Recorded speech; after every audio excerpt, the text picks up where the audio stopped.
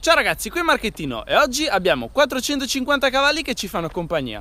Anzi, 451.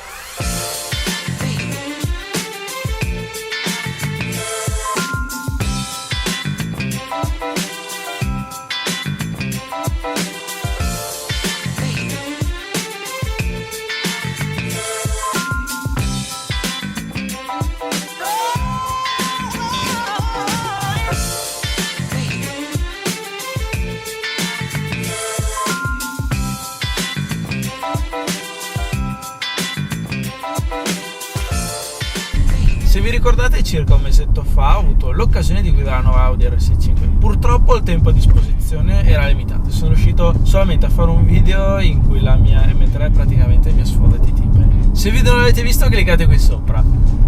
Oggi sono nuovamente al volante della nuova Audi RS5. Il proprietario non si vuole far vedere, ma io lo ringrazio lo stesso e se volete lo potete seguire su Instagram alla pagina Audi RS5 Driver. Mi ricordo che nel video che avevo fatto con l'S5 molti erano rimasti un po' amareggiati perché non vi ho detto di più di questa macchina e oggi colgo l'occasione per provarla e dirvi un po' le mie sensazioni di guida.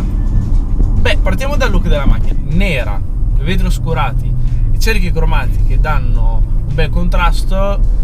Questa Audi RS5 è proprio bella e rispetto alla vecchia generazione la trovo esteticamente parlando un po' più morbida, ma anche a guardarla la trovo anche più muscolosa al tempo stesso. Allora, come potete forse vedere sia dalla strada che dal mio movimento, questa strada è piuttosto sconnessa e piena di buche, ma guidando in modalità comfort queste sospensioni sono tarate in un modo tale da assorbire tutta questa asperità senza neanche rendersi conto che questa strada fa veramente schifo. Inoltre il volante è morbidissimo e nel complesso in questa modalità stiamo guidando una sportiva che mi dà l'idea che può essere utilizzata tutti i giorni. Una cosa che mi ha colpito di questa Audi è il bagagliaio, perché è molto capiente, ben 465 litri, e come potete vedere abbiamo anche due sedili dietro che sono spaziosi. E adesso, guidando tranquilli nella campagna, posso apprezzare gli interni Audi, perché secondo me sul mercato Audi è una delle migliori case automobilistiche per quanto riguarda la qualità dei propri interni. Qui ovunque posiamo gli occhi e la mano possiamo avvertirla la qualità. Mi piace molto questo uso di pelle misto alcantara e alluminio. Molto innovativo anche il Virtual Cockpit Audi che possiamo trovare qui davanti. Praticamente un grosso schermo che ci permette di vedere tutte le informazioni di viaggio, come ad esempio il classico contagiri, contachilometri. Adesso mi sono impostato per vedere la pressione e la temperatura dei pneumatici. Poi un'altra funzione piuttosto inutile che possiamo vedere davanti sono due indicatori che mi indicano in diretta la percentuale esatta di potenza e coppia. Adesso spiegatemi, se io devo guardare la strada, che cosa mi interessa buttare l'occhio anche lì per vedere quanta potenza sto usando nella macchina? Inutilità a parte, andiamo a cambiare impostazioni dell'RS5 e spostiamoci su Dynamic. Dopotutto sto guidando una RS. Avete sentito? La prima differenza al volante è lo scarico, perché le valvole si aprono e possiamo apprezzare al meglio il suono di questo motore.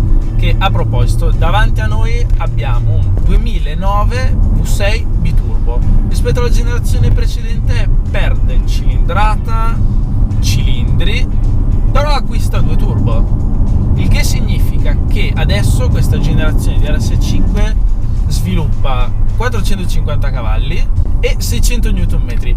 Per farvi un paragone, il vecchio motore 4002 vuoto aspirato sviluppava 450 cavalli, la stessa potenza. Quindi onestamente secondo me Audi avrebbe potuto pompare un po' di questo motore. Però quello che fa veramente impressione è la differenza di coppia, perché il vecchio motore sviluppava 430 Nm di coppia. La differenza si sente quando si accelera.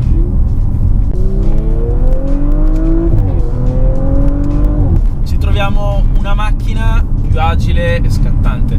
Peccato che non abbiamo più il rombo del vuoto aspirato.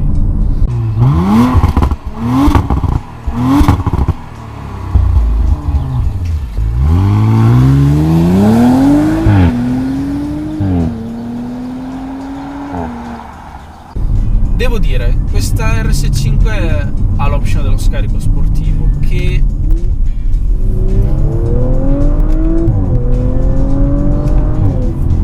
devo dirlo, non è un voto aspirato. Il sound sentendola da fuori non è malaccio. Il problema è che forse, secondo me, c'è troppa insonorizzazione negli interni, quindi non si riesce a godersi a fondo il sound di questo motore, quindi non risulta molto coinvolgente e non ti spinge a voler tirare il motore fino al limitatore. Che a proposito, rispetto all'aspirato, se quello aveva il limitatore a 8200 giri, questo si ferma un po' prima, a circa 6700 giri.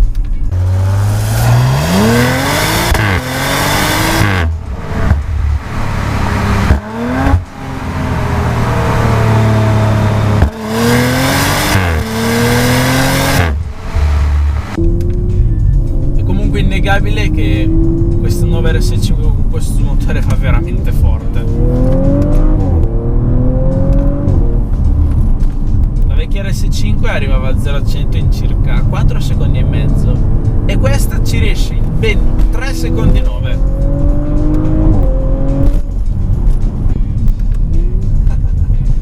Grazie al cielo questi freni in acciaio sono molto potenti e al minimo tocco sentiamo subito che la potenza frenante c'è, perché comunque questa Audi non è proprio un peso piuma.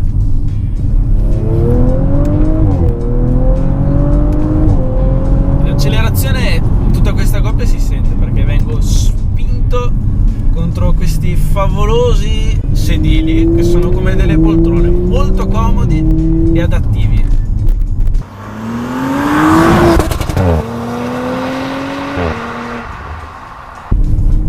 E una vera chicca di questa RS5 che sto guidando è il Dynamic Pack, che non tutte le RS5 hanno, e lo trovo un optional abbastanza utile se si può rendere questa macchina ancora più sportiva e veloce, perché questo pacchetto include prima di tutto il limitatore di velocità spostato a 280 km/h, poi abbiamo lo scarico sportivo, poi abbiamo il differenziale che non è meccanico ma elettronico e infine abbiamo lo sterzo elettronico.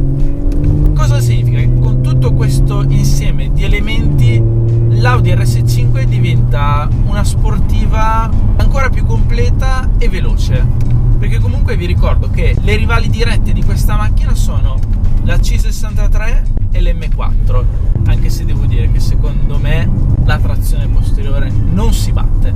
Però un punto a favore di quest'Audi è appunto la trazione 4, perché ovviamente rende la macchina più versatile e sfruttabile tutti i giorni.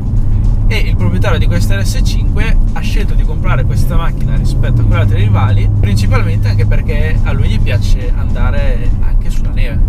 E voi direte, vabbè, si può fare anche con le altre. Beh, ovviamente montando gomme invernali si può andare sulla neve, però il risultato non sarà mai efficace come sulla RS5. Basta farvi un esempio che qualche anno fa il proprietario ha avuto anche un M392 e mi ha detto che sulla neve con le gomme invernali non si trovava molto bene. Tornando a noi, questo sistema di trazione integrale permette all'RS5 di avere un'accelerazione ottimale. Io affondo il pedale del gas e non sento minimamente le gomme slittare.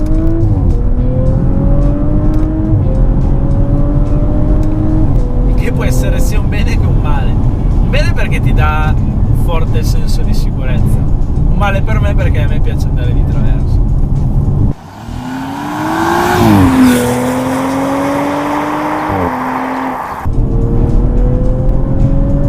Questi ritelini così lunghi basta affondare il pedale sull'acceleratore e non appena butti l'occhio sul cruscotto digitale che ti impressiona vederlo salire così in fretta, perché comunque anche se magari non puoi impressionare il fatto che Audi non ha aumentato neanche un cavallo, la nuova RS5 nel complesso rispetto alla vecchia RS5 è una macchina completamente diversa e si sente che va tanto più forte.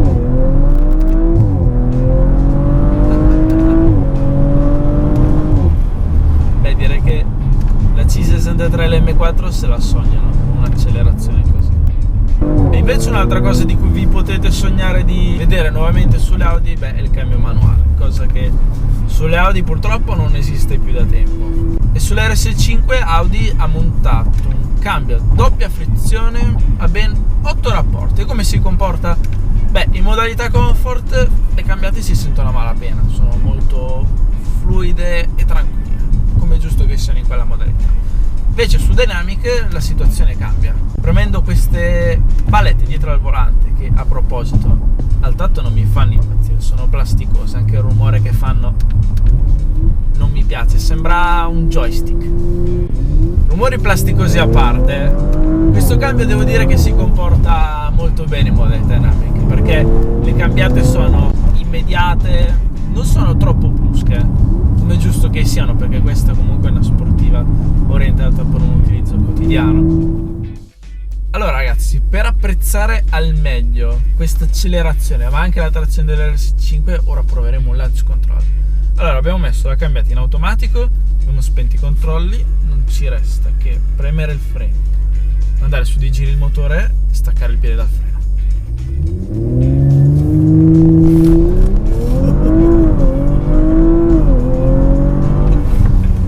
Vedo gli indicatori che segnano 100% di potenza coppia utilizzata.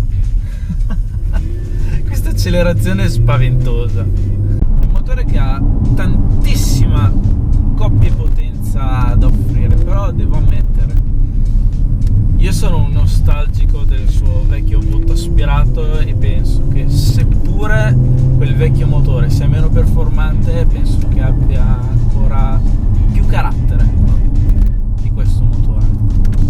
Non c'è dubbio che la nuova RS5 sia un mostro di potenza. Io penso che nel suo segmento l'RS5 sia il miglior compromesso come sportiva, se si vuole andare forte e utilizzarla tutti i giorni. Però io penso che le sue rivali offrano più brio, più sensazioni.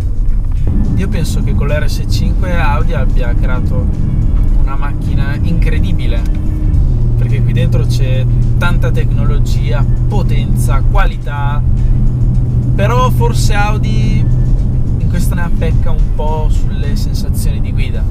Stiamo comunque parlando di una macchina che, configurata bene, costa mediamente 100.000 euro.